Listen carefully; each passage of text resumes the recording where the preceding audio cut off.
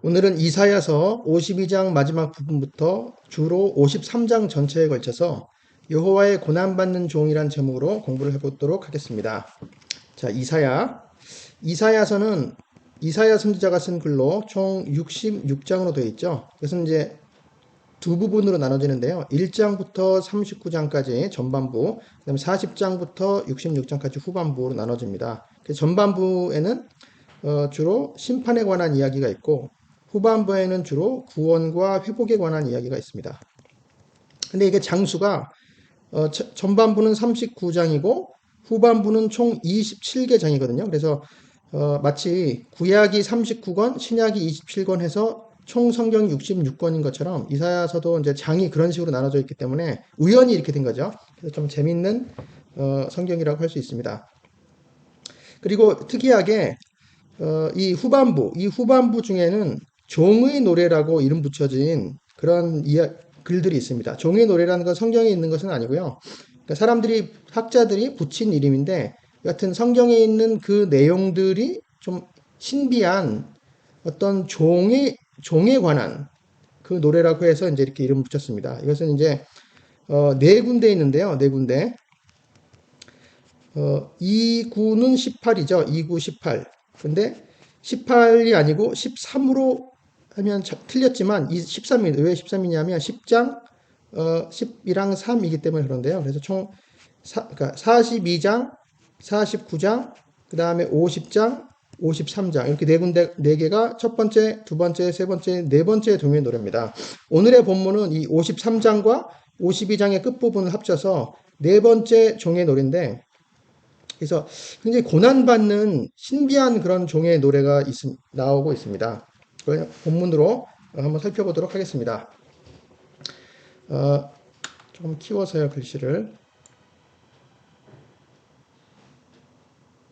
보라, 내 종이 형통하리니 받들어 높이 들려 지극히 존귀하게 되리라. 이렇게 되어 있습니다. 처음에 보라, 내 종이라고 말씀하시는 분은 하나님이죠.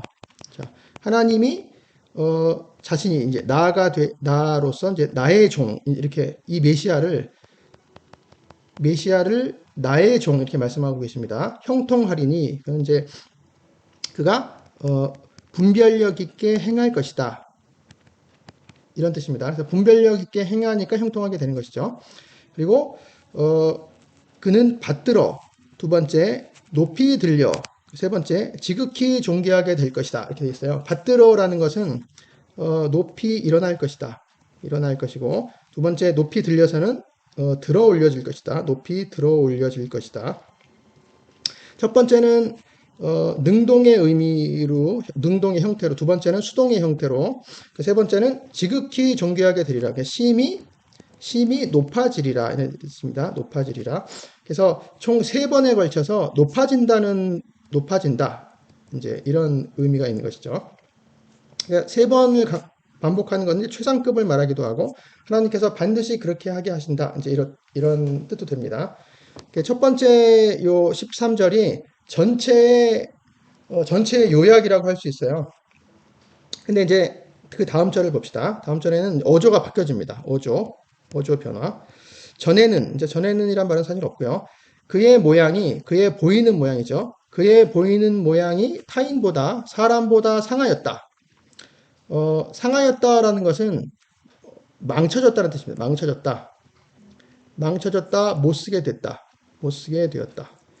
부패했다. 이런 으로 쓰이기도 합니다. 부패하다, 썩었다. 그래서 망쳐진 것입니다.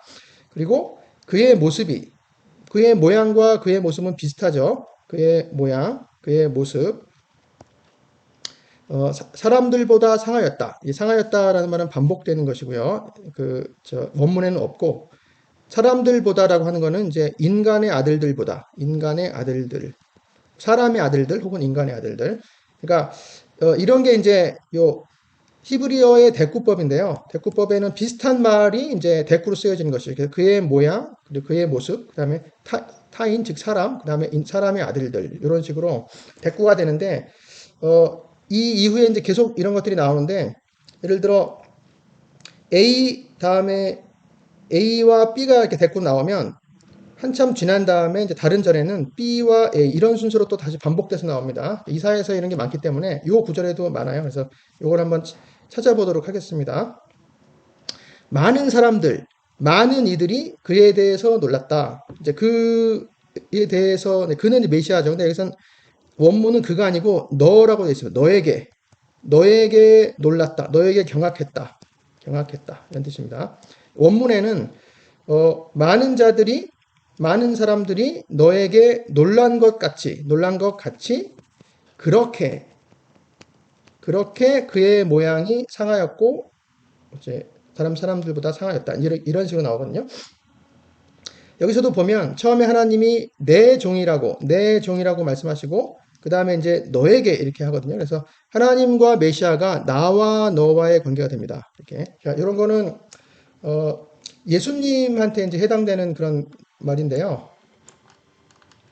이런 게 생각이 나죠. 그런 것들이 그 이사야서 53장 2장 요 구절을 읽다 보면 항상 예수님이 생각이 납니다. 누가복음에 보면 예수님이 세례를 받으실 때 그때 기도하실 때 하늘이 열리며 성령이 이제 강림하시고 그 위에 하늘로부터 소리가 나기를 너는 내 사랑하는 아들이라 내가 너를 기뻐하노라. 이렇게 여기서 나는 성부 하나님을 말하고요. 너는 성자 하나님을 말합니다. 성부, 성자, 성령이 삼위일체가 다 나와 있는 것이죠. 근데 하나님 아버지께서 이제 하나님의 아들인 예수님한테 이제 나와 너 이제 이런 관계가 됩니다.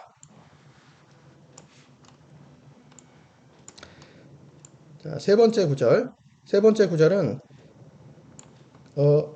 그가 나라들을 놀라게 할 것이며 이제 이런 식으로 나오는데요. 처음에 그렇게라는 말이 있습니다. 그렇게 그러니까 앞에도 이제 그렇게 그의 모양이 상했다. 이제 근데 여기서도 이제 처음에 그렇게 그가 나라들을 놀라게 할 것이다. 이렇게 나와요. 그래서 이 대조가 되는 것을 알 수 있죠. 그러니까 처음에 13절에 이제 총론이 나오고 이제 형통하다. 높이 들릴 것이다. 이게 나오고 두 번째는 뭔가 어두운 것들이 나오고 세 번째는 어두운 것과 대조해서 깜짝 놀라는 뭐가 나옵니다. 놀라운 것이 나옵니다. 그리고 놀라운 것은 뒤에 이제 설명을 하겠죠.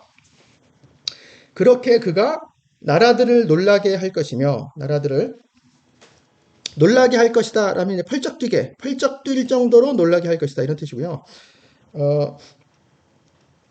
그 놀라게 한다라는 뜻도 되지만 이제 다른 번역으로 뿌릴 것이다. 이제 뿌려질 것이다. 이런 뜻이 있어요. 뿌리게 할 것이다. 그러니까 뭐를 나라들을 뿌리게 할 것이다. 이제 만약에 이렇게 번역이 되면 그 메시아는 그 나라들이라는 것은 이제 자신의 백성들을 말하는 것이죠. 자신의 백성들을 이제 온 세상에 이제 뿌릴 것이다. 이제 이런 어떤 전도 땅끝까지 이제 자신의 백성들이 흩뿌려질 것이다. 이제 이런 의미도 되는데 그것은 이제 신학적인 해석이고요. 일단은 문맥상에서는 놀라게 한다가 자연스러울 것 같습니다. 왜냐하면 그 14절에도 이제 놀랐다는 얘기가 나오고 요 구절에도 그들의 입을 봉하리니라는 말이 나오기 때문에 이것도 놀라서 입을 봉하는 거죠. 입을 닫을 것이다. 그들의 입을 닫을 것이다. 왕들은 그로 말미암아.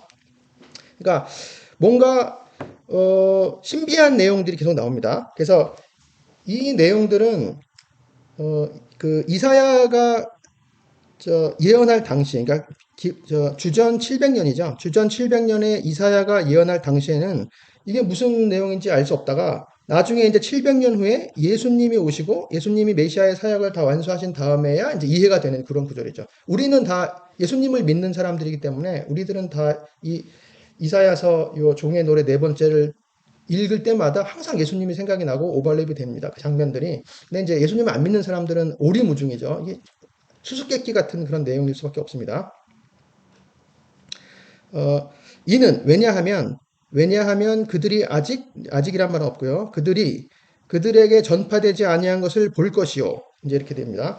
전파되지 아니한 것이라고 하는 것은 이제 말로 전파된다는 그런 뜻이에요. 말로 전파되지 아니한 것을 볼 것이다. 그리고 아직도 없고 이제 듣지 못한 것을 깨달을 것입니다. 이제 여기서는 어떤 내용들이 있냐면 단어들이 이제 말하는 것, 말에서 전파되는 것, 그 다음에 듣는 것, 그다음 보는 것, 깨닫는 것 이런 것들이 나와요. 이런 것들은 이제 이사야서를 관통하는 그런 어떤 모티브라고 할 수 있거든요. 그러니까 여기서 정리를 해보면 일단 말하다가 있고 그 다음에 듣다가 있고 말하다 듣다가 있고 이제 보다가 있고 깨닫다가 있어요. 깨닫다. 근데 요 사실은 하나님께서는 이제 말하고 듣고 그러니까 듣고 보고 깨닫지 못하게 하는 것이 이제 이사야의 사명이거든요. 그러니까 역설적인 사명인데 그걸 한번 찾아보도록 하겠습니다. 이사야서 첫 부분 이제 아주 처음은 아니고 6장 이사야서 6장에는 이사야가 소명을 받는 그 유명한 장면이 있어요. 성전에서 하나님을 보고 이제 이사야가 그 다음에 하나님의 목소리를 듣는데 내가 누구를 보내며 내는 하나님이죠. 내가 누구를 보내며 누가 우리를 위하여 갈꼬라고 하셨을 때 질문하셨을 때 그때 나는 이사야죠. 이사야가 이르되 내가 여기 있나이다. 나를 보내소서. 이제 유명한 구절이죠. 그랬더니 하나님께서 이사야에게 미션을 주는데 사명을 주는데 이 백성에게 말하라. 뭐라고 말하냐 하면 너희가 듣기는 들어도 깨닫지 못할 것이요 보기는 보아도 알지 못하리라. 이런 사명을 줍니다. 이게 이제 그래서 이 백성이 마음이 둔하게 깨닫지 못하게 그들의 귀가 막히고 그들의 눈이 감기게 왜? 그들이 눈으로 보고 귀로 듣고 마음으로 깨닫고 다시 돌아와 고침을 받을까 하노라. 이렇게 하지 않도록 하기 위해서 이제 이사야서에 역설적인 사명을 주시는 거죠. 여기도 이제 듣는 것, 뭐 보는 것, 뭐 깨닫는 것 이런 내용들이 나옵니다. 하나님이 왜 이런 수수께끼 같은 사명을 주셨냐 하면 사실은 이게 역설적인 것이죠. 하나님께서는 제발 좀 눈으로 봐라. 제발 좀 귀로 들어라. 제발 좀 마음으로 깨달으라. 그래서 돌아와서 고침을 받으라. 이것이 하나님의 마음인데 너무 이스라엘 백성들이 반대로 하니까 하나님께서 반대로 말씀을 하시는 겁니다. 근데 하나님의 의도 자체는 돌아와라. 고침을 받으라. 이게 하나님의 목적이죠. 이사야서 자체의 목적도 그렇고요. 그래서 오늘의 본문에도 이거 보면은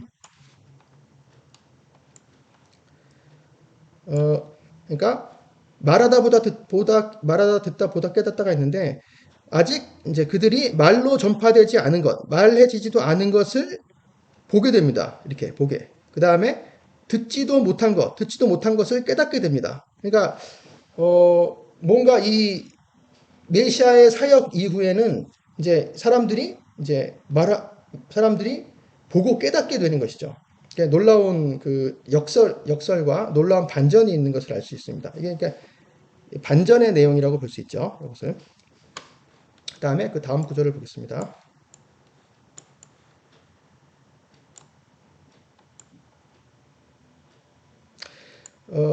우리가 전한 것을 누가 믿었느냐? 여호와의 팔이 누구에게 나타났느냐? 이제 53장. 전한 것이라고 하는 것은 들려준 것을 말씀한 거죠. 들려준 것. 그러니까 여기서도 듣는다. 이제 이런 내용이 나오죠. 우리가 들려준 것을 누가 믿었느냐? 누가 굳게 믿었느냐? 그러니까 아무도 믿지 않았다. 이제 이런 내용이기도 하고, 그 다음에 믿기가 어려운 정도의 놀라운 내용이다. 이럴 수도 있고요. 여호와 팔이 누구에게 나타났느냐? 누구에게 드러났느냐? 여호와의 팔이라고 하는 건 능력이죠. 여호와의 능력이 누구에게 드러났느냐? 그게 누굴까요? 메시아에게 드러났죠. 바로 그는 주 앞에서, 주는 그분, 즉 하나님입니다. 그는 하나님 앞에서 자라났다. 올라갔다.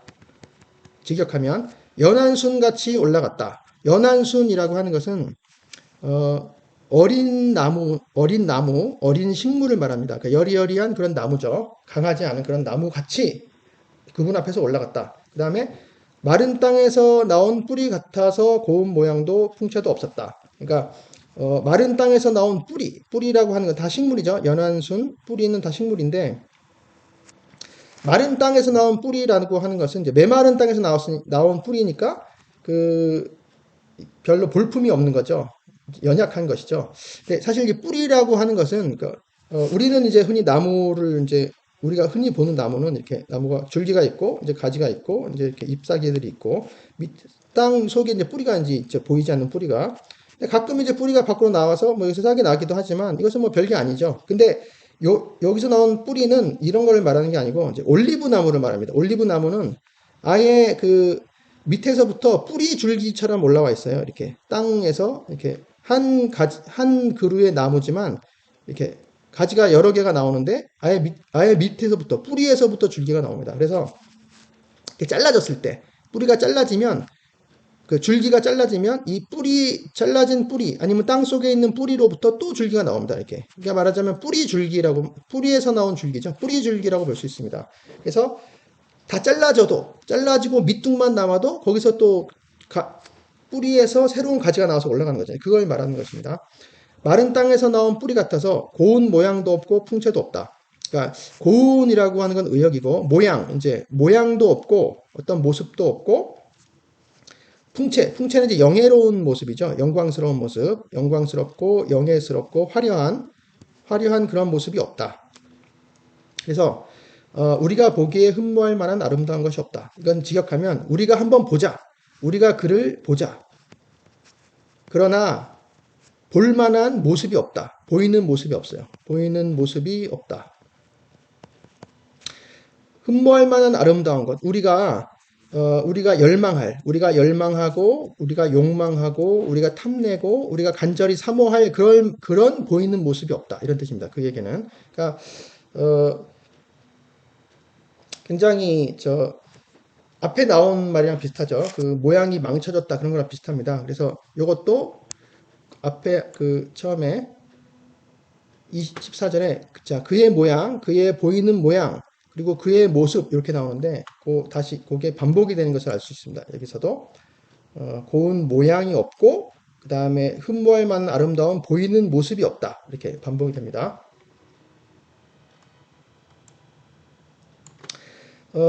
그리고 연한 순 같다, 땅에서 나온 뿌리 같다. 이런 것은 이제 메시아 이사야서에서 밝히는 메시아의 특징이고 어떤 별명 같은 건데요. 그것도 한번 찾아보도록 하겠습니다.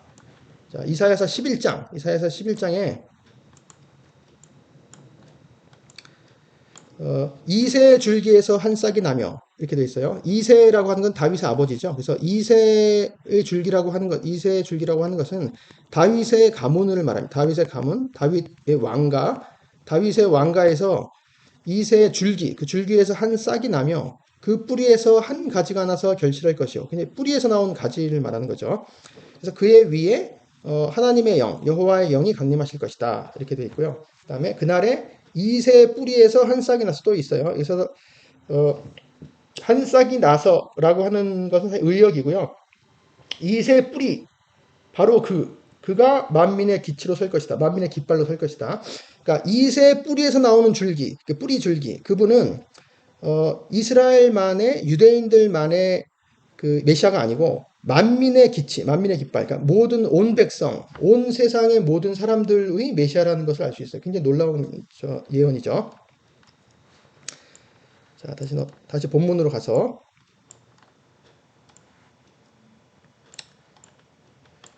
그는 멸시를 받아 사람들에게 버림받았다.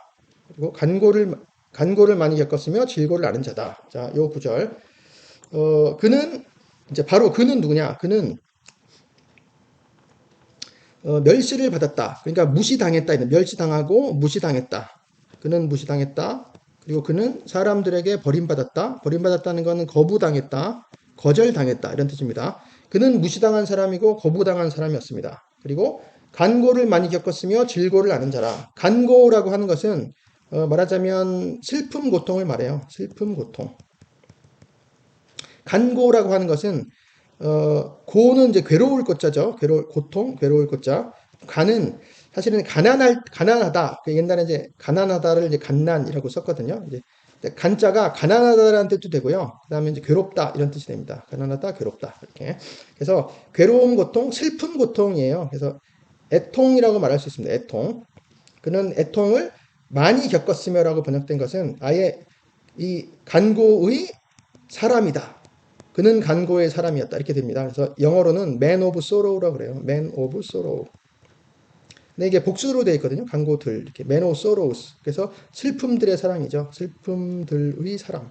아예 슬픔들의 사람입니다. 그의 별명이 애통들의 사랑이라고 볼 수 있죠. 애통들의 사람. 예수님이 자꾸 생각이 나는 거예요. 이렇게 볼 때마다. 질고를 앓는 자라. 질고는 질병 고통입니다. 질병 고통. 그러니까 이것도 일종의 이제 대꾸죠. 간고, 슬픔 고통과 질병 고통을 아는 자라. 그렇죠. 슬픔 고통 자체의 사람이고 질병 고통을 아는 자, 질병 고통을 알게 된 그런 사람입니다. 마치 이 사실은 마치는 좀 어색해요. 마치는 없어도 되고 사람들이 그에게서 얼굴을 가리는 것 같이 멸시를 당하였다. 그에게서 아예 그를 무시하고 쳐다보기도 싫은 거죠. 이렇게 얼굴을 가리는 것 같이 멸시당하였다. 처음에 여기 무시당했다. 그죠? 멸시당했고 우리도 그를 귀히 여기지 아니하였다. 이렇게 돼 있어요. 여기서도 이제 대조가 나오는 대조는 그는 멸시. 자, 그래서 그는 어쩌고 이렇고 저렇고 이렇게 되고 근데 우리는 이렇고 저렇고 이게 나옵니다. 이게 대조로 나옵니다. 그는 어떻고 한데 우리는 어떻다. 우리도 그를 귀히 여기지 아니했다. 이제 귀히 여기다는 그를 생각하지 아니했다. 생각하지 아니하였다. 이렇게 됐습니다. 예수님이 자꾸 생각나죠? 그 다음 구절. 그는 실로 우리의 질고를 지고 우리의 슬픔을 당하였거늘 이렇게 돼 있어요. 그는 실로 우리의 질고 여기 있었죠. 질병 고통 우리의 질병 고통을 지고 이제 지고는 이제 지고 갔다 이런 뜻이거든요. 지고 갔다. 그리고 우리의 슬픔을 당하였다. 이게 슬픔이라고 되어 있는 거는 요 위에 있는 간고를 말합니다. 요 간고가 슬픔이고요. 질고는 그대로고 슬픔은 이제 그러니까 번역을 슬픔이라고 했죠. 똑같은 단어를 이제 간고고 이제 슬픔 고통을 말합니다. 슬픔 고통을 당하였다. 당하였다는 이제 지고 갔다라고 하는 것과 대꾸를 하면 이제 이고 갔다 이렇게도 돼요. 이고 갔다. 그는 실로 우리의 질병 고통을 지고 갔고 우리의 슬픔 고통을 이고 갔다. 이렇게 여기서 자 지고 가다와 이고 가다라는 단어 자체는 그러니까 지고 가다라고 하는 것은 아까 메시아가 이제 높이 들리잖아요. 그러니까 그 들어 올리다라는 뜻이 되고요. 들어 올리다 그리고 들어 올려서 진다 그 짐을 지고 어디로 간다 뭐 이런 뜻이 돼요. 그래서 용서하다 그러니까 어떤 죄나 죄의 벌을 지고 가서 이제 그게 사한다 죄를 사하다 용서하다는 뜻 되거든요. 사하다 용서하다. 그래서 나쁜 것을 할 때는 지고 가다, 이고 가다 이런 식으로 되고요. 이게 이제 좋은 것으로 되는 뜻이 있습니다. 예를 들어서 이사야서에서 나오지만 이스라엘의 아들과 딸들을 다시 회복시켜서 데리고 온다. 이럴 때는 이 단어가 사용되는데요. 그때는 이제 업고 오다, 안고 오다 이런 식으로도 됩니다. 안고 오다. 이고 가다, 지고 가다, 업고 가다, 안고 가다. 근데 이게 나쁜 거기 때문에 우리의 슬픈 거, 아픔, 고통 이런 것들은 지고 가버리는 것이죠. 지고 가고 이고 가고. 자, 이것도 어떤 대꾸가 됩니다. 그런데 우리는 생각했다. 아까도 여기도 생각하지 아니하였다가 있는데 여기서는 생각했어요. 뭐라고 생각하냐면 그는 징벌을 받아 하나님께 맞으며 고난을 당한다. 이렇게 생각했다. 이 말이죠. 그는 첫 번째 징벌을 받는다. 두 번째는 하나님께 맞는다. 세 번째는 고난을 당한다. 징벌을 받는다는 것도 매맞는다는 뜻이고요. 매맞는다. 하나님께 맞는다. 그 매맞는 게 하나님께 맞는 거죠. 하나님께 벌을 받는 거죠. 고난 당한다. 괴로움을 당한다. 그래서 우리는 그를 세 부분으로 그러니까 세 번이나 엉터리 같이 생각을 했던 거예요. 그는 하나님께 징벌받고 하나님께 매맞고 그는 괴로움을 당한다. 이렇게 그 자신의 문제 때문에 그 자신의 죄 때문에 이제 그런다 이렇게 생각했던 거죠. 근데 사실은 그게 아니었던 거죠. 사실은 이게 이제 대속이라고 하는 것이 우리 대신 어떤 괴로움을 당하는 것이죠. 우리의 질고와 슬픔을 가지고 가버리기 위해서 사하시기 위해서 그가 대신 뭔가를 하신다는 얘기죠. 고통을 당하신다는 얘기죠. 이게 놀라운 예언입니다. 말하자면 이게 이제 더 발전이 돼서 이제 그가 찔림은 우리의 허물 때문이야. 유명한 구절이죠. 그가 상함은 우리의 죄악 때문이다. 이렇게. 그래서 대속에 관한 이야기가 1번인 첫 번째 나오고 질고를 지고 슬픔을 당하였다. 두 번째는 대속의 두 번. 그가 찔림은 우리의 허물 때문이요. 여기서도 이제 대조가 나옵니다. 그가 어떻게 했고 그다음에 우리의 어떤 것 이렇게 그가 찔린다는 것은 찔린다는 것은 이제 관통하는 것을 말합니다. 관통되고 그다음에 욕보여진다, 욕보여진다 이런 뜻이 있습니다. 욕보여진다, 이렇게 더럽힘을 당한다는 뜻입니다. 더럽힘 당함. 그가 찔린다는 것은 관통되고 더럽힘 당한다는 뜻입니다. 그러니까 이것을 보면 또 그리스도의 십자가가 생각나죠. 그리스도께서 못에 박힌 것, 못에 찔린 것, 그리고 창에 찔리신 것, 관통되고 더럽힘 당하고 욕보이신 것, 이게 생각이 납니다. 그가 찔림은 우리의 허물 때문이다. 자, 허물이라고 하는 것은 죄악입니다. 죄악, 범죄, 우리의 범죄 때문입니다. 범죄들 때문. 범죄들이라고 하는 건 히브리어 패샤인데요. 패샤는 선을 넘는 것을 말합니다. 선 넘음. 그 다음에 그래서 반역을 말합니다. 반역. 그러니까 그냥 단순히 뭐 잘못한 것 정도가 아니고 선을 넘고 하나님이 정해준 선을 넘고 반역한 걸 말해요. 그래서 그가 찔림은 우리의 이 범죄들 때문이었습니다. 그리고 그가 상함. 자, 그가 상함은 앞에서도 상함이 나왔죠. 상함은 뭐 부패하다, 썩다, 망쳐지다, 못쓰게 된다는데 여기서의 상함은 으스러지다를 말합니다. 으스러졌다. 아주 으깨어졌다. 짓이겨졌다. 이제 물리적으로 이제 그러니까 아주 그냥 으스러진 상태를 말합니다. 그가 상함은 우리의 죄악 때문이다. 우리의 죄악. 여기서도 계속 그가와 자 우리가 계속 반복이 돼서 이렇게 나오죠. 대조가 돼서. 그리고 자 허물과 죄악 역시 이것도 이제 뒤에서 이제 반복이 됩니다. 그 다음 구절. 그가 징계를 받음으로 우리는 평화를 누리고 그가 채찍에 맞음으로 우리는 나음을 받았도다. 이것은 대신한 것의 세 번째죠. 이렇게 세 번째 삼중으로 강조를 한 것을 알 수 있습니다. 그가 징계를 받음으로 우리가 평화를 누렸다. 이런 뜻은 사실은 직역하면 좀 복잡한데요. 우리의 평화를 위한 징계를 그 위에 떨어졌다. 이제 그가 받았다. 이렇게 의역을 한 거죠. 우리의 평화를 위한 징계가 그 위에 떨어졌다. 그리고 그가 채찍에 맞음으로 우리가 나음을 받았다는 직역하면 그의 채찍 상처로서 우리에게 나음을 받았다. 우리에게 이제 우리에게 치유가 되었다. 이런 뜻입니다. 그 다음에 이제 결론 같은 이야기죠. 결론 같은 이것도 역시 이제 그 대신하고 대속한 것의 결론으로 우리는 다 양 같아서 그릇 행하며 이제 우리는 다 이제 우리 모두는 양떼같이 그릇 행했다라는 것은 길 잃고 헤맸다 이런 뜻입니다. 잘못된 길로 갔다. 길 잃고 헤맸다. 그리고 각 사람들이 그의 길로 갔다는 그냥 간 게 아니고 방향을 틀었다라는 뜻이에요. 방향을 틀었다. 방향을 다른 방향으로 돌렸다 이런 뜻입니다. 이제 올바른 길에서 다른 방향으로 돌린 것이죠. 각건을. 그러나 여호와께서는 우리 모두의 죄악을 여기서도 이제 우리 모두 아까 위에 나왔죠.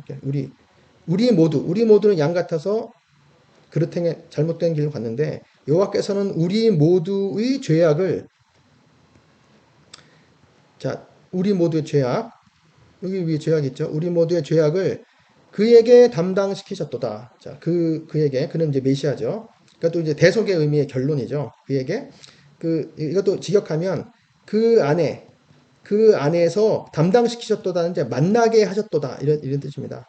우리 모두의 죄악이 그 안에서 만나게 하셨다 이런 뜻이에요. 그러니까 담당시키셨다로 번역했는데 이것은 이제 간청하다 이런 뜻도 있어요. 만나다, 간청하다, 그리고 중보하다 이런 뜻이 있습니다. 그래서 우리의 죄악이 뭔가 그 안에서 이렇게 다 만나서 간청되고 해결됐다 이제 이런 의미를 알 수 있는 거죠. 여기서 또 이제 양이 나옵니다. 양떼. 자, 그 양의 모티브가 또 나옵니다. 자, 요 다음 구절. 그가 곤욕을 당하여 그는 곤욕을 당했다. 그리고 그는 괴로웠다. 괴롭힘을 당했다는 뜻입니다. 그래서 고난을 당했다는 뜻이에요. 이것도 이제 우리가 처음에 이제 메시아는 하나님께 맞는다. 이제 메시아는 징벌을 받고 하나님께 맞고 그 다음에 괴로움을 당한다, 고난을 당한다 이렇게 했잖아요. 그 괴로울 때가 이겁니다. 하나님한테 이제 그가 곤욕을 당하고 고난을 당했다. 그리고 그러나 그의 입을 열지 아니하였으며 그의 입을 열지 아니할 것이다. 여기는 이제 미래형으로 돼 있어요. 그러니까 히브리어는 이제 미완료형, 미완료형은 진행을 말하거든요. 진행이나 미래를 말합니다. 현재 진행, 미래, 뭐 과거 진행도 될 수 있지만 주로 미래를 말해요. 입을 열지 아니할 것이다라고 돼 있는데 다른 것들은 다 과거로 돼 있잖아요. 우리 만나게 하셨다, 뭐 이렇게 담당시키셨다, 뭐 아니 이렇게 다른 것들은 다 과거로 돼 있는데 왜 여기서는 미래로 돼 있냐? 이것이 큰 상관이 없습니다. 왜냐하면 예언이라는 자체가 전부 미래에 일어날 일들이잖아요. 그래서 다 미래로 쓰는데 그 미래를 확실하다 이런 식으로 해서 이제 과거로도 씁니다. 이제 과거 완료형으로도 씁니다. 그러니까 예언 자체는 미래나 과거나 별 상관이 없는 것이죠, 사실은. 그래서 입을 열지 아니하였다도 되고 입을 열지 아니할 것이다도 마찬가지입니다. 그리고 그는 이제 도수장으로 끌려가는 어린 양과 이제 이런 식으로 나와요. 또 양의 모티브가 또 여기서 나오죠. 양, 어린 양. 마치 도살장으로 향하는 어린 양처럼 도살장으로 향하는 어린 양 같이 이끌려 갔다. 그는. 그러니까 어떻게 이끌려간 것이죠? 그러니까 반항하지 않고 저항하지 않고 그냥 묵묵히 순종적으로 이끌려갔다는 뜻이에요. 순종적으로 순응해서 이끌려갔다. 그리고 털 깎는 자 앞에 잠잠한 양같이 이 양은 이제 암양을 말합니다. 좀 암양은 순양보다는 좀 유순한 양이죠. 털 깎는 자 앞에 암양같이 그는 잠잠했다. 잠잠했어요. 그리고 그의 입을 열지 아니할 것이다. 똑같이. 그래서 앞에 구절에 나온 그의 입을 열지 아니할 것이다가 결론이고 또 그의 입을 열지 아니할 것이다가 결론입니다. 이것도 이상한 얘기죠. 입을 왜 열지 않았을까요? 자기의 정당한 어떤 권리나 어떤 그 정의가 구부러진 거에 대해서 어떤 그런 거에 대해서 옳게 바로잡아야 되는 것이 아닌가요? 근데 그렇지 않았어요. 근데 왜 그랬는지 이제 생각해 보도록 하겠습니다. 그는 곤욕과 신문을 당하고 끌려갔다. 이렇게 돼 있어요. 데려감을 당했다. 근데 이제 여기서 곤욕은 구금을 말합니다. 구금 붙잡힌 거, 결박된 거, 구금 당한 거. 그리고 신문을 당했다. 신문은 히브리어 미시파트. 미시파트는 정의를 말하기도 하지만 이제 재판을 말해요. 재판, 판결.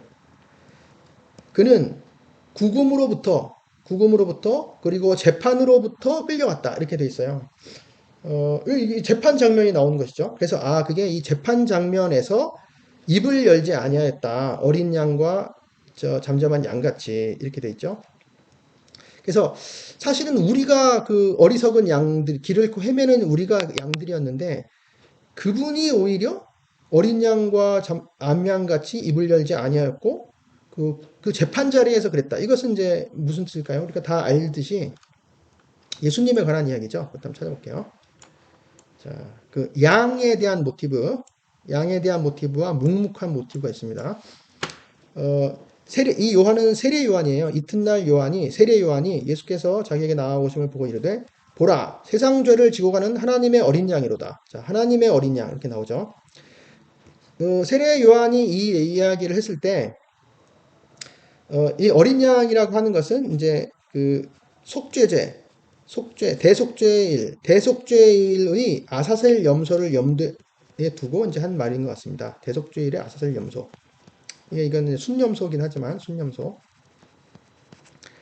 대속죄일에 1년에 한 번 이스라엘 모든 백성들의 죄를 속하기 위해서 염소 2마리를 잡아다가 한 마리는 이제 불에 태워서 바치고 한 마리는 이스라엘 백성들의 모든 죄를 다 그 어깨에 메고 광야에 놓아주어 버리죠. 그러니까 광야에서는 죽는 것입니다. 거기서 바로 이제 이 하나님의 어린 양, 세상 죄를 지고 가는 하나님의 어린 양. 게다가 이제 이스라엘만의 죄가 아니고 온 세상의 죄를 지고 가는 하나님의 어린 양인 것이죠. 이렇게 예언한 것이 예수님이 바로 그런 분이신 것입니다. 그리고 근데 왜 염소인데 어린 양이냐? 두 가지 이야기가 있는데 일단 염소 그러니까 여기서 하나님의 어린 양, 뭐 이렇게 말할 때는 이 어린 양이라고 하는 이 히브리어 단어는 어린 양이나 염소가 다 되는 것입니다. 뭐 양과 염소가 다 돼요. 어린 양, 어린 염소가 되고. 자, 두 번째는 이 어린 양은 유월절 어린 양이기도 합니다. 유월절 어린 양. 장자의 죽음을 대속하는 어린 양. 그래서 이 두 가지가 합쳐진 이제 것이죠. 대속죄일의 아사셀 염소와 유월절 어린 양이 합쳐진 것입니다. 그리고 그 어린 양이 잠잠했다는 건 또 무엇이냐? 잠잠했다는 것. 예수님의 재판 자리인데요. 겟세만에서 잡히신 다음에 결박당하고 구금당하신 것이죠. 그 다음에 이제 엉터리 재판이 열리게 됩니다. 유대인에 의한. 그때 대제사장이 많은 거짓 증언들을 이제 동원해서 예수님에게 거짓 증언을 합니다. 그래서 이 사람들이 너를 치는 증거, 이거에 대해서 예수님께서 침묵하셨습니다. 잠잠하셨어요. 그러니까 자기에게 대한 거짓 증언들에 대해서 저항하거나 반항하거나 어떤 반론을 제기하지 않으시고 입을 다무셨어요. 근데 아무 얘기도 끝까지 안 하신 것은 아니고 대제사장이 네가 하나님의 아들 그리스도냐 이렇게 했을 때는 예수님께서 네가 말하였다. 하늘 구름을 타고 오는 것을 너희가 보리라. 이것은 사실 자신한테는 엄청나게 불리한 증언이거든요. 그 불리한 증언은 일부러 하고 자기한테 유리할 만한 증언을 하지 않으신 걸 알 수 있어요. 그러니까 예수님께서 이게 재판을 억지로 끌려가신 게 아니고 억지로가 아니고 스스로 하나님의 뜻에 순종해서 이제 하셨다는 사실을 알 수 있습니다. 또 재판이 이 한 가지가 아니고요. 이제 빌라도의 재판이 있죠. 요 재판 바로 다음에 빌라도의 재판. 총독이 이제 빌라도죠.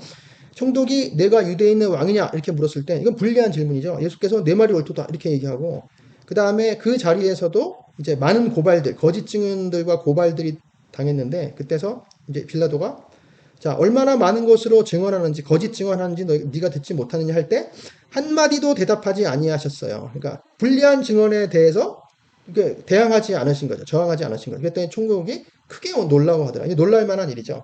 그러니까 이것이 바로 이사야서의 성취입니다. 이 예언의 성취. 예수님께서 완전 성취하신 거죠. 자, 다시 본문으로 돌아와서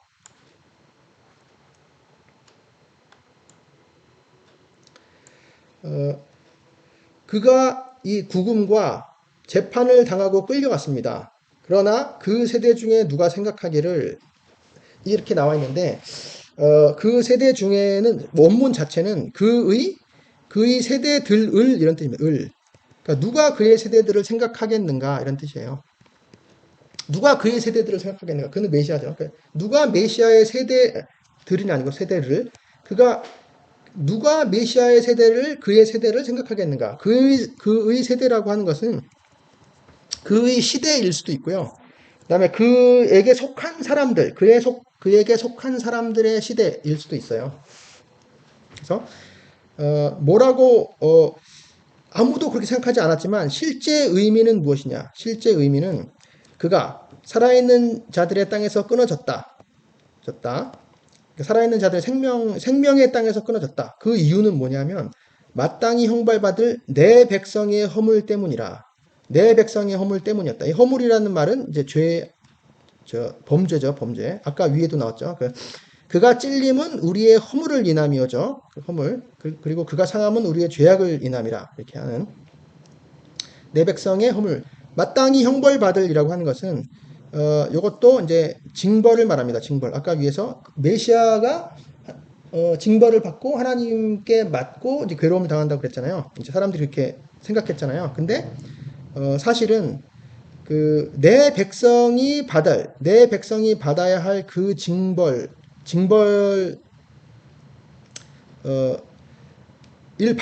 마땅히 징벌을 받을 그 내 백성의 범죄 때문에 그가 이제 죽은 거죠. 말하자면 끌려가고 살아있는 자들의 땅에서 끊어졌다. 이제 죽음을 말합니다. 그러니까 이것도 대속의 죽음이죠. 대속의 죽음. 대속이 계속 나오고 있어요. 대신 당하는 죽음. 대속의 죽음. 그는 강포를 행하지 아니하였고, 자, 그는 강포를 행하지 아니하였다는 그는 비폭력으로 행했다 이런 뜻입니다. 그는 폭력 없이 비폭력으로 행했다. 그리고 그의 입에는 거짓이 없었다. 그러나 그의 무덤이 악인들과 함께 있었다. 예, 그의 직역하면 그의 무덤을 악인들 안에 악인들 중에 두었다 이런 뜻입니다. 그의 무덤을 악인들 안에 악인들 중에 두었다. 그리고 그가 죽은 후에 부자와 함께 있었다. 이것도 지역하면 죽은 그의 죽음 안에서 부자와 함께 있었다. 이게 맞습니다. 그의 죽음 안에서 부자와 함께 있었다. 자, 요거 이제 대꾸로 되어 있는데요. 말하자면 이제 그의 무덤과 그의 죽음이 이제 대꾸로 되어 있는 것이죠. 그리고 악인들과 함께 부자와 함께. 근데 도대체 이것이 무슨 이야기일까요? 이게 그는 뭔가 잘못한 것이 없었는데 그는 죽었다. 여기까지는 알겠는데 그의 무덤이 악인들과 함께 그리고 그의 죽음이 부자와 함께 이게 무슨 소리일까요? 이거는 아주 수수께끼 같은 소리죠. 이것은 이사야 당시에는 아무도 이해할 수 없었던 소리일 것 같습니다. 이것이 악인들과 함께 있고 부자와 함께 있는 게 좋은 건지 이게 나쁜 건지 좋고 나쁜 건지 도대체 알 수 없습니다. 어떤 의미를. 그러나 예수님께서 이제 메시아 사역을 다 하시고 이제 예수님의 죽음을 보면 우리는 다 알 수 있는 거죠. 그것을. 또 재밌는 거는 요걸로 악인들은 복수고 부자는 단수입니다. 요걸 한번 생각해 보고요. 자, 예수님의 죽음 이후에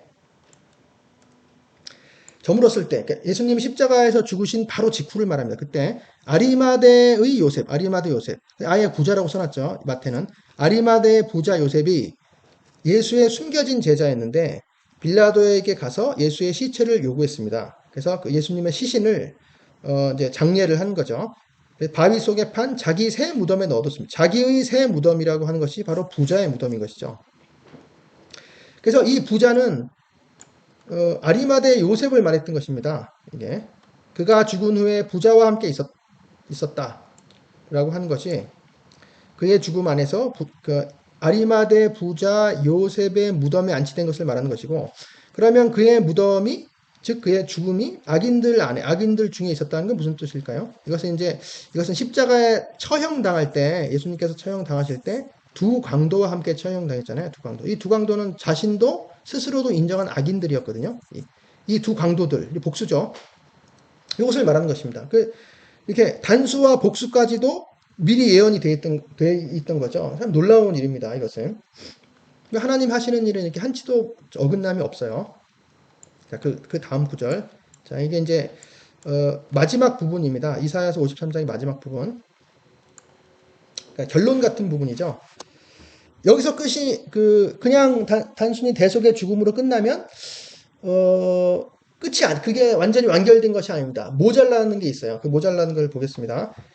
여호와께서 그에게 상함을 받게 하시기를 원하사 이렇게 돼 있어요.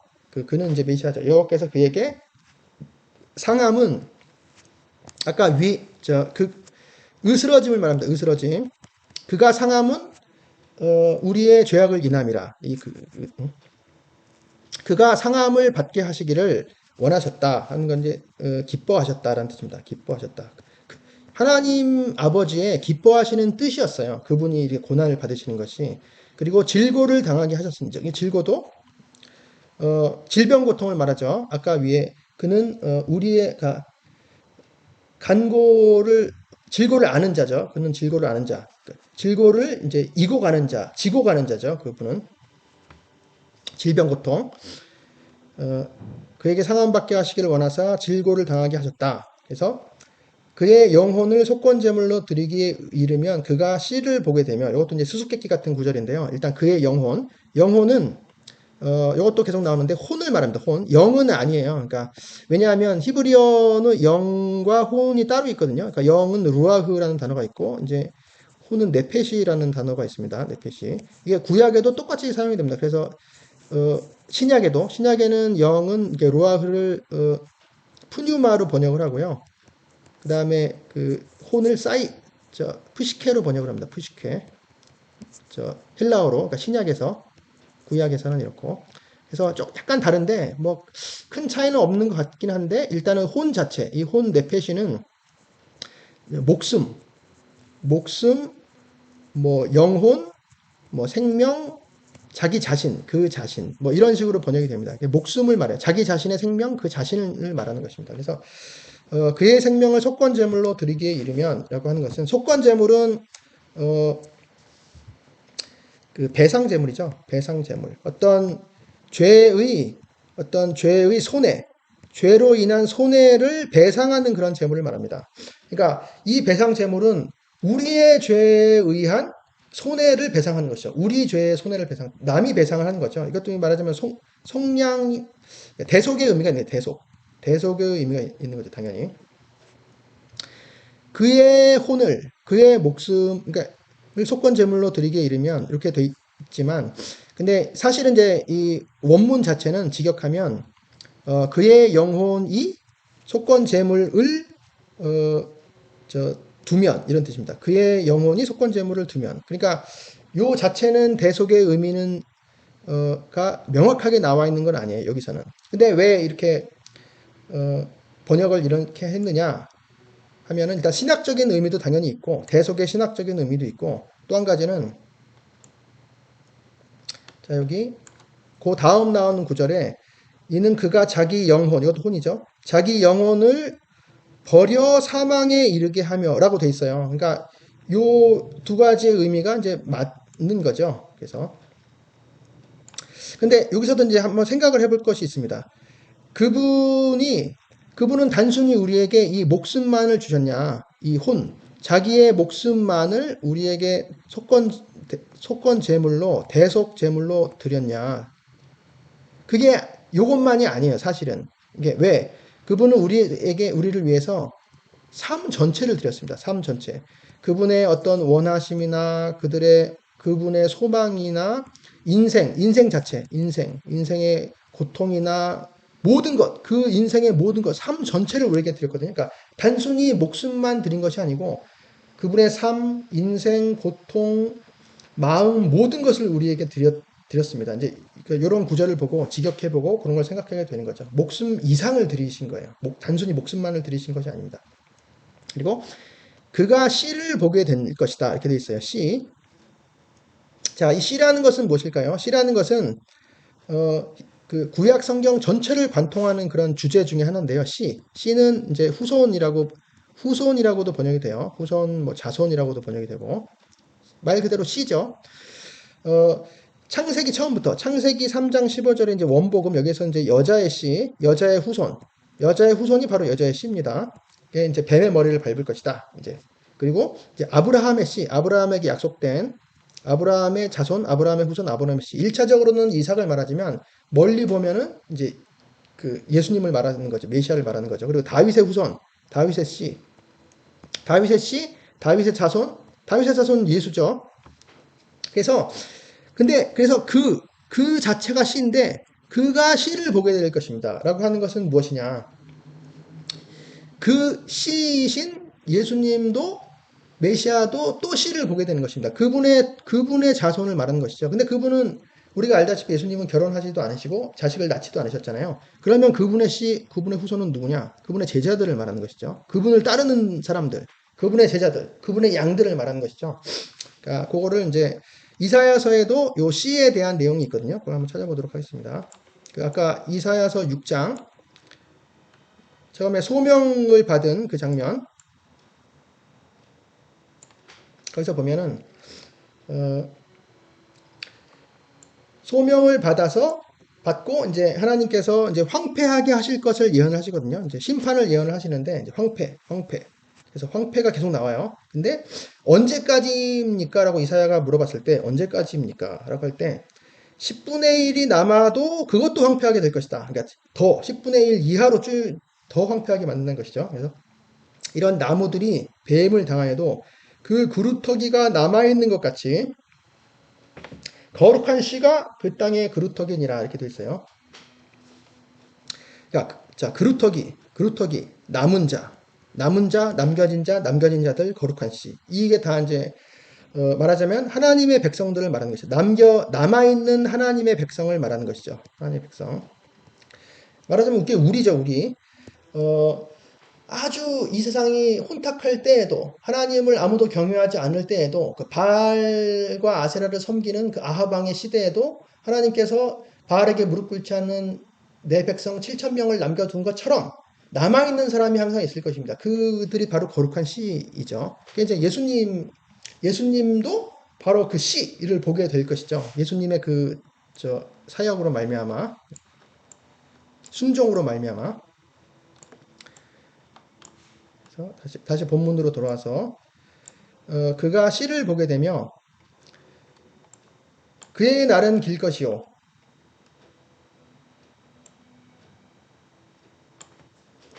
자, 그의 날들은 길어질 것이다.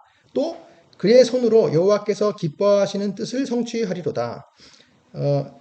그에게 상함 받게 하시기를 원하사 이게 하나님의 아버지의 기뻐하신 뜻이었거든요. 그래서 그 여호와의 기뻐하시는 뜻을 그의 손으로 그는 예수님이 메시아죠.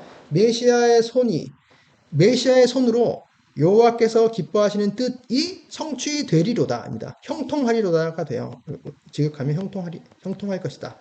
여호와의 기뻐하심이 형통할 것이다. 그러니까 형통하다는 것은 이제 쭉 뻗어나간다. 막힘없이 쭉 뻗어나간다. 고속도로처럼 이제 그런 걸 말하거든요. 이제 그의 손으로 이제 메시아가 이제 자신의 그 순종으로 이제 여호와의 기뻐하심을 형통하게 이룬다. 이제 이런 뜻입니다. 자, 이것이 이제 깜짝 놀랄 만한 그런 일들인 것이죠. 그가 자기 영혼에 수고한 것을 보고 만족하게 여길 것이다. 메시아가 그의 영혼, 이것도 이제 그의 혼이에요. 그의 혼에 수고한 것, 이제 자신의 그 메시아로서의 사역, 그리고 죽음, 다 말하는 것이죠. 그가 자기 혼에 수고한 것을 볼 것이다. 그리고 그는 만족하게 여길 것이다. 배부를 것이다예요. 배부를 것이다. 이것이 바로 예수님의 양식이죠. 자, 예수님의 양식은 그분을 보내신 자의 뜻을 행하고 이루는 것입니다. 그게 바로 예수님의 양식이에요. 그래서 배부르는 것이죠. 그리고 나의 의로운 종이, 갑자기 또 나로 바뀌었어요. 나의 의로운 종이라고 하는 건 이제 성부 하나님께서 다시 말씀하시는 거죠. 나의 의로운 종이 예수님이죠. 메시아죠. 나의 의로운 종이 자기 지식으로, 그의 지식으로 많은 사람들을 의롭게 할 것이다. 이제 이렇게 돼요. 여기서 이제, 많은 사람들이란 말도 이제 여러 번 나와요. 앞으로 계속. 많은 사람을 의롭게 하다. 의롭게 하다는 말은 의롭다 하다. 이제 이런 뜻입니다. 의롭다 하다. 칭의를 말합니다. 칭의. 의롭다 하다. 의롭다 선언하다. 의롭다 선언하다. 의롭다 선고하다. 의롭다 하다.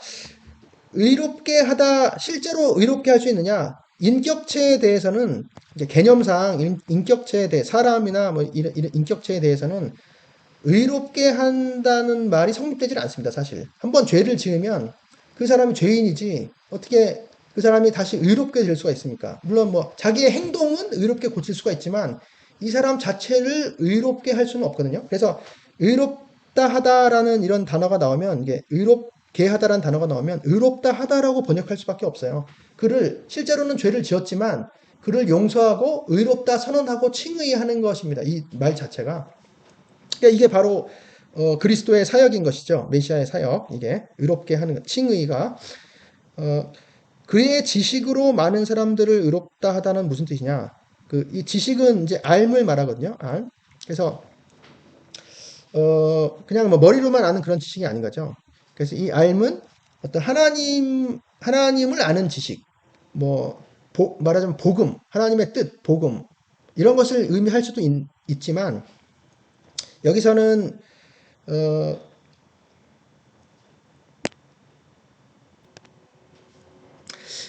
그리스도의 고난을 말하는 것 같기도 해요. 왜냐하면 위에도 이제 알미 나오잖아요. 그 알미 그는 간고를 아는 자라 이렇게 간고를 아는 자가 되어 있거든요. 그러니까 알미라는 모티브가 또 있습니다. 간고를 아는 자. 그래서 이 알미라는 것이 이 지식 이게 고난을 아는 자. 그래서 그분의 고난의 알을 통해서 그분의 고통이 알아간 고통을 경험한 그런 것을 통해서 많은 사람이 이렇게 되다 이런 뜻도 되는 것 같습니다. 물론 하나님을 아는 지식도 되겠지만 그리고 그들의 죄악 이제 죄악이 또 나오죠. 그들의 죄악을 그가 담당할 것이다. 그가 직접 담당할 것이다. 여기서 담당하리로다도 역시 이제 이고 가다 지고 가다 할 때 이고 가다입니다. 그럼 이고 갈 것이다. 그들의 죄악을 그가 이고 갈 것이다. 이것도 이제 말하자면 대속을 말하는 것이죠. 대속, 용서할 것. 그 이고 가다가 있으니까 뒤에 지고 가다가 또 나오겠죠. 이제 그것도 한번 얼마 안 남았는데 그것도 한번 찾아봅시다. 이게 마지막 구절이죠. 12절. 그러므로 내가 그에게 존귀한 자와 함께 몫을 받게 하며 이렇게 돼요. 그러니까 내가 누구죠? 나는 성부 하나님을 말합니다. 성부 하나님. 내가 그에게 존귀한 자와 함께 몫을 받게 한다라고 하는 거는 여기서 존귀한 자라고 번역이 되어 있지만 원문으로 치면 많은 자들이에요. 많은 자들. 그러니까 왜냐하면 요 앞에도 많은 사람이 있기 때문에 여기서도 이제 많은 자들이죠. 많은 자들 안에서 몫을 받게 한다라고 하는 것은 몫을 나누게 한다는 뜻입니다. 그리고 강한 자들과 함께 탈취한 것을 나누게 할 것이다. 이것도 똑같이 몫을 나눌 것이다.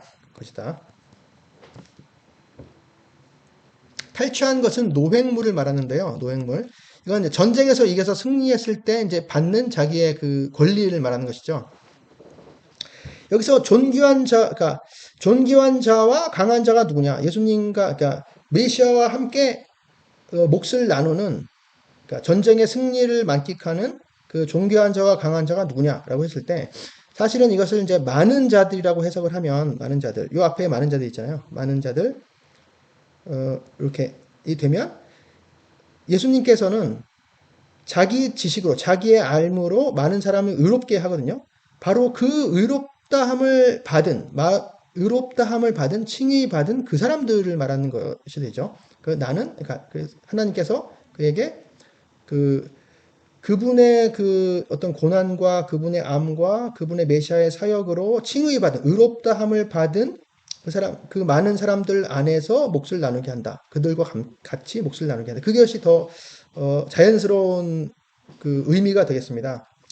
말하자면 이 많은 자들은 우리가 되어 있는 거죠. 우리 신자. 그래서 강한 자들도 요 두 앞뒤가 똑같이 대꾸기 때문에 여기서 뒤에든 몫을 나눈다, 앞에서 몫을 나누는 가 있기 때문에 여기서의 강한 자도 바로 이 많은 자들, 존귀한 자들이 되고, 그렇다면 이 강한 자들도 우리가 되는 거죠. 우리. 그러니까 예수님의 그 사역 결과 예수님께서 이제 그 거룩한 씨를 보게 되는데, 그러니까 그 씨가 바로 예수님께서 의롭다 하신 그 사람들이고, 그분들, 그 많은 자들, 그 존귀한 자들, 그 강한 자들이 예수님과 함께 이제 몫을 나눈다. 그러니까 천국의 기업을 받는다는 그런 뜻이죠. 천국의 기업을 받는다. 그래서 천국은 침노하는 자의 것이다. 라고 하는 것도 비슷하죠. 탈취한 것을 나눈다고 하는 게 기업을 받습니다. 유산. 자녀로서의 기업을 받는 것입니다. 자녀로서. 그러니까 왜냐하면, 이렇게 된 이유는 그가 자기 영혼, 그의 혼을 버려 사망에 이르게 했기 때문이다. 이렇게 되는 것이죠. 그의 혼을 버려 사망에 이르게 하며 라고 하는 걸 지역하면, 그의 사망으로 그의 혼을, 그의 목숨을, 그러니까 쏟아부었다. 이런 뜻입니다. 쏟아부었다. 다 부어서 비게 하였다. 비웠다. 쏟아부었다. 비웠다. 그의 영혼이 다 비워진 거죠. 완전 쏟아부어. 여기는 벌거벗게 하다라는 뜻도 있습니다. 벌거벗게 하다. 그러니까 이것도 예수님의 십자가의 죽음이 연상되는 장면입니다. 다 자신의 물과 피를 다 쏟으시고, 자신의 생명과 목숨과 모든 걸 다 쏟으시고, 또 벌거벗고 십자가에 못 박혀 그 수치를 다 당하시고, 그래서 자기 목숨을 사망에 쏟아부었다. 벌거벗게 했다. 이제 이렇게. 그랬기 때문에 이런 이제 좋은 일들이 있는 것이죠. 그리고 범죄자들 중 하나로 체하림을 받았다. 범죄자라고 하는 거, 그러니까 범죄에 나왔죠. 범죄들, 그러니까 허물이죠. 위에서 나오는 허물. 그가 찔림은 우리의 허물을 이해하며, 허물을 짓는 자가 바로 범죄자입니다. 범죄들을 행하는 자, 범죄를 행하는 범죄자들과 함께 직역하면 범죄자들과 함께 헤아림을 받았기 때문이다. 그러니까 여기서도 범죄자가 누굴까요? 범죄자는 바로 우리죠. 우리. 그분께서 물론 이제 십자가에 있는 다른 강도, 두 강도를 의미할 수도 있겠지만, 결국은 이것은 이제 죄인된 우리를 가리키는 말이 되겠습니다. 왜냐하면 그 뒤에도 범죄자를 위하여 기도하였다 이런 말이 나오거든요. 그래서 그가 찔림은 우리의 허물을 위함이요.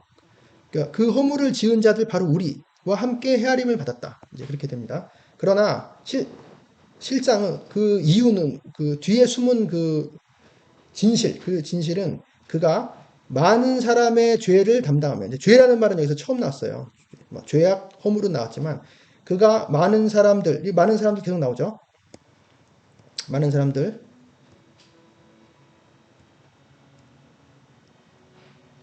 많은 사람을 의롭게 하며, 많은 자들과 함께 몫을 받게 하며, 많은 사람의 죄를 담당하다는 말은 아까 지고 갈 것이다. 지고 갈 것이다. 그러니까 이고 갈 것이다.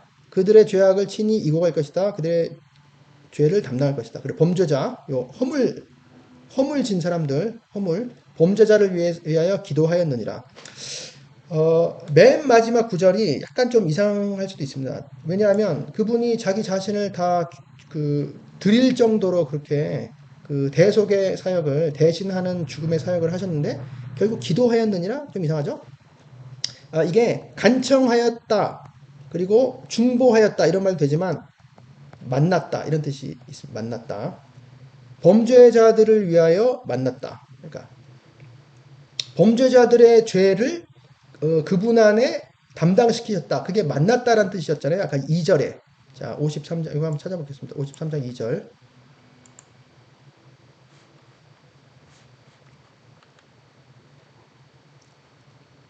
아, 6절, 53장 6절. 자, 우리는 다 양 같아서 각기 제 길로 갔거늘 여호와께서는 우리 모두의 죄악을 그에게 담당시키셨다. 이게 만나게 하셨다. 이런 뜻이거든요. 근데 이제 맨 마지막에서도 이제 6절에서와 똑같이 그는 범죄자들을 위하여 그러나 그가 많은 사람의 죄를 담당하며 범죄자들을 위하여 기도하였느니라 라고 하는 것이 바로 어, 만났다. 이제 이렇게 기도와 간청하고 만났다. 이제 이런 식으로 됩니다. 그래서 이렇게 해서 마쳤는데요. 요 구절을 예수님의 낮아지심이라는 그런 측면에서 한번 살펴보도록 하겠습니다. 자, 보면 빌립보서 2절에 자세하게 나와 있죠. 우리가 잘 아는 유명한 구절입니다. 너희 안에 이 마음을 품으라. 이 마음, 곧 그리스도 예수의 마음이니. 근데 본문에 사실 마음이라는 말은 없고요. 이것을 생각하라. 너희는 이것을 생각하라. 곧 그리스도 예수 안에도 있는 그 생각인데, 그는 근본 하나님의 본체시나, 하나님의 형상입니다. 그는 근본 하나님의 형상이시지만, 하나님과 동등됨을 취할 것으로 여기지 아니하셨다. 취할 것은 이제 낚아챌 것. 낚아챌 것으로 여기지 아니하시고 오히려 반대로 자기를 비워 종의 형체를 가지셨다. 종의 형상입니다. 똑같아요. 하나님의 형상이지만 종의 형상을 가지셨고 그리고 사람들과 같이 되셨다. 사람들과 같은 모습이 되셨어요. 그리고 사람의 모양으로 나타나셨어요. 그러니까 사람들과 같은 모습, 사람들과 같은 모양으로 나타나서 자기를 낮추시고 죽기까지 복종하셨으니 곧 십자가에 죽으심이라. 이게 계속 낮아지고 계속 낮아지는 거죠. 끝까지 낮아집니다. 그래서 완전 밑바닥까지 낮아지시는 거죠. 이러므로 그래서 이제 반전이 있죠. 이러므로 하나님이 그를 지극히 높아지기 시작합니다. 지극히 높여. 아까도 3번 높여주시잖아요. 지극히 높여 모든 이름 위에 높이고 모든 이름 위에 뛰어난 이름을 주사 하늘에 있는 자들, 땅에 있는 자들, 땅 아래에 있는 자들로 이건 이제 천상, 지상, 지하에 있는 모든 자들로 모든 그 무릎을 예수의 이름에 꿇게 하시고 모든 입으로 예수 그리스도를 주라 시인하여 하나님 아버지께 영광 돌리게 하셨느니라. 자, 이게 결국 낮아져서 높아지신 것입니다. 이게 근데 그래서 예수님께서는 가장 밑바닥까지 내려오셔서 가장 밑바닥에 있는 우리의 모든 질병, 고통, 슬픔, 고통, 애통, 죄악, 허물, 죄 모든 것을 다 전부 자기 몸에 지시고 이시고 가버리신 거죠. 어디로?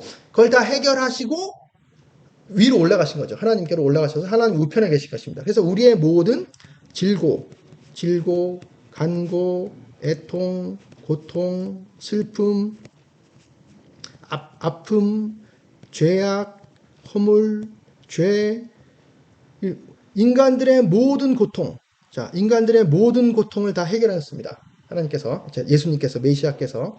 그런데 현실은 뭔가 현실? 우리의 현실. 우리는 예수님을 믿지만 그 예수님의 모든 그 사역, 메시아의 사역, 그 성공하신 것 다 믿지만 현실은 우리에게 고통이 있고 죄도 있고 아픔도 있고 다 있습니다. 우리에게. 이게 도대체 어떻게 된 것일까요? 예수님, 그 메시아, 예수 그리스도께서는 하나님 우편에 앉아 계시다가 오실 것입니다. 예수님께서 이 현실을 깨뜨리고 이제 오실 것이죠. 근데 재림하시는 그날, 다시 오심, 재림의 그 약속을 하고 가셨잖아요. 약속의 그날에 이런 것들이 모두 이제 해결이 되는 것이죠. 해결이. 그러면 어떻게 되느냐? 예수님께서 다시 오시면 이제 맨 마지막 이제 요한계시록에 그것이 나와 있죠. 또 내가 새 하늘과 새 땅을 보니, 자, 새 하늘과 새 땅. 그랬더니 처음 하늘과 처음 땅은 없어져 버렸죠. 그리고 바다도 다시 있지 않아요. 그리고 거룩한 성 새 예루살렘이 하늘에서부터 이제 내려오죠. 그리고 보좌에서 큰 음성이 나서 보라, 하나님의 장막이 사람들과 함께 있음에 하나님이 그들과 함께 계시리니, 임마누엘이죠. 영원히 함께 하십니다. 우리에게. 그들은 하나님의 백성, 그리고 하나님은 친히 그들과 함께 계신다. 그래서 모든 눈물을 그 눈에서 닦아주시고 다시는 사망도 없고 애통하는 것도 없고 곡하는 것도 없고 아픈 것도 없고 다 없습니다. 눈물도 없어지고 사망도 없어지고 애통도 없어지고 곡하는 것, 아픈 것, 뭐 애통, 간고, 질병, 고통, 슬픔, 아픔 다 없어지는 것이죠.